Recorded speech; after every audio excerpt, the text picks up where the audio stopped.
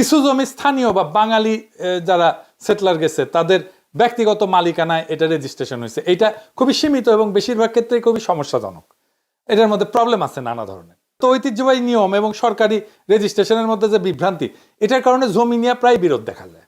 আনুমানিক 10 থেকে 15% ভূমি ব্যক্তিগত বা দলিল ভিত্তিক মালিকানার আওতায় আছে। তো এই ভূমি ব্যবস্থার মূল সমস্যাটা কি? পার্বত্য জনগোষ্ঠী তাদের ঐতিহ্যগত নিয়মে জমি ভোগ দখল করলেও তা প্রায়ই সরকারি আইনে স্বীকৃত না। তারপরে উচ্ছেদ হয়, যেমন কাপ্তাই লেকে উচ্ছেদ হয়েছে, স্থানীয় জনগণের জমি হারানোর ঘটনা ঘটছে। রিজার্ভ বনের যে সিস্টেমটা আছে, এটা সংরক্ষিত বন, এখানে স্থানীয় জনগণ চাষাবাদ করতো ঐতিহ্যগতভাবে। তো এটা নিয়ে সরকারের সাথে একটা বিরোধ লেগে থাকে।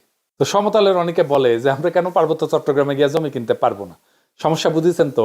আপনি কার কাছ থেকে জমি কিনবেন? দলিলই তো নাই। দলিল তো মুখে মুখে, মালিকানা তো আর ব্যক্তির না যে আপনি কারো কাছ থেকে কিনলেন।